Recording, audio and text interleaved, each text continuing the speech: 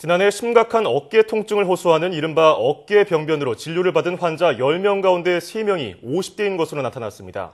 우리나라 50대 어깨 건강에 비상등이 켜진 셈인데요. 네, 그래서 이 시간에는 전문가와 함께 어깨병변의 원인과 예방법에 대해 자세히 알아보겠습니다. 고려대 안암병원 정형외과 장기모 교수 전화로 연결돼 있습니다. 교수님 안녕하십니까?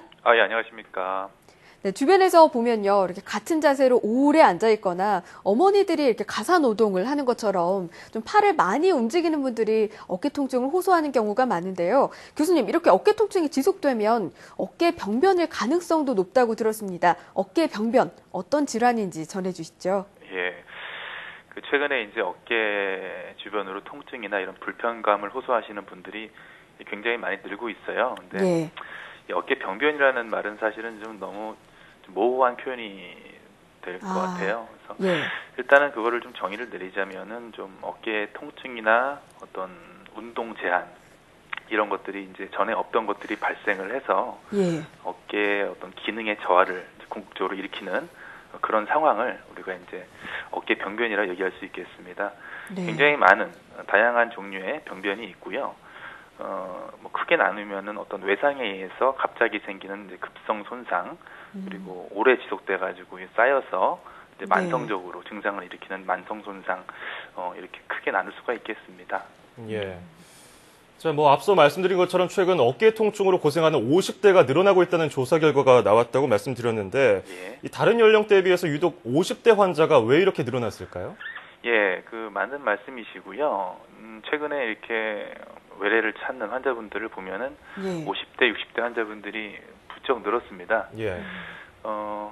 어떤 과거에 비해서 이제 어떤 생활 습관이나 이런 것들의 차이가 이런 질환을 만드는 것 같고요. 예. 50대 환자분들이 어깨가 이제 아프시다 싶으시면은 가장 먼저 이제 생각을 해야 되는 거는 어깨 주변을 감싸는 회전근개라는 근육군이 있어요. 예. 그 회전근개의 이제 손상, 만성적인 파열 이런 것들이 가장 흔한 원인이 됩니다. 그래서 이거의 그러니까 회전근개 질환이라는 건 사실 우리가 무릎에서 보는 퇴행성 관절염 예. 이런 것과 비슷한 개념으로 어깨에 발생되는 그 힘줄의 어떤 퇴행성 변화 이런 것들로 생각을 하시면 될 것 같습니다. 예, 또 50대가 정말 작년 2010년보다 14만여 명이 늘어났다니 더욱더 주의하셔야 될 것 같은데요. 예. 이 어깨 병변으로 진단을 받으면 연령대별로도 좀 치료 방법이 다를 것 같습니다. 어떻습니까? 예, 맞는 말씀이시고 연령대별로 발생되는 호발되는 병의 종류가 좀 달라요. 예. 젊은 사람들한테는 아까 말씀드린 회전근개 파열 이런 것들은 사실은 좀 드물고 오히려 좀 어깨가 원래 좀 이렇게 불안정하신 분들이 있지 않습니까? 잘 빠지거나 아니면 예. 야구나 이런 운동들을 좀 많이 하시는 분들 이런 분들 이런 젊은 사람들 이런 쪽에서 좀 어떤 병이 많이 생기고요.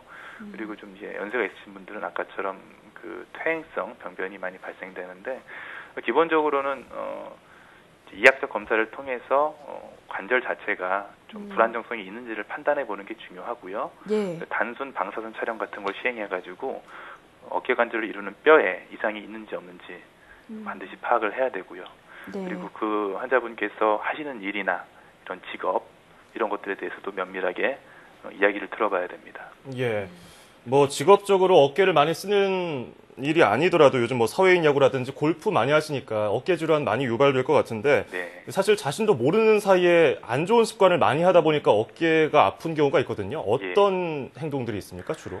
운동 중에는 야구에서 우리가 공을 던지는 자세 있지 않습니까? 예. 이런 자세가 어깨 병변을 일으키는 흔한 자세가 되겠고요.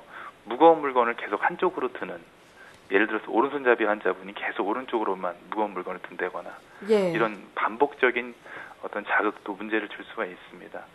골프에서도 스윙을 과도하게 힘을 주고 하는 경우에 힘줄이 늘어나면서 통증을 유발할 수 있고요.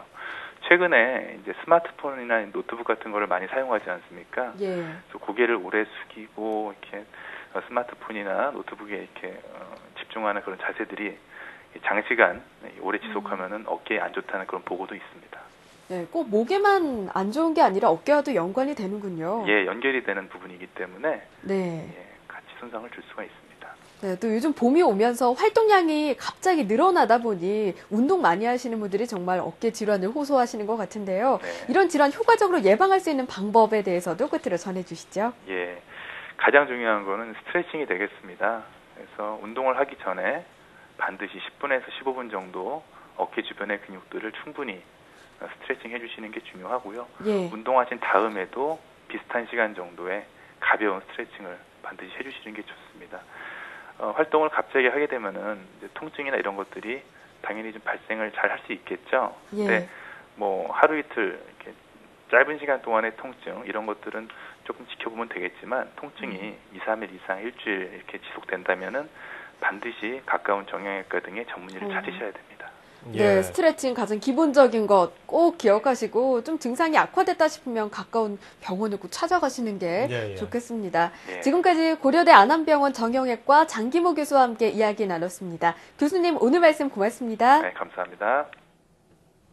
네, 이처럼 중장년층의 어깨 통증, 계절, 날씨, 나이 탓이겠거니 하면서 쉽게 봐서는 안 되겠어요. 네, 맞습니다. 이 앞서 말씀드린 것처럼 어깨를 많이 쓰는 분들에게 더 발병 위험이 높을 수 있으니까요. 물론 생활 습관을 고치는 것도 좋겠지만 좀 심하다 싶으시면 꼭 전문의와 함께 상담을 통해서 조기에 치료하시면 좋겠네요.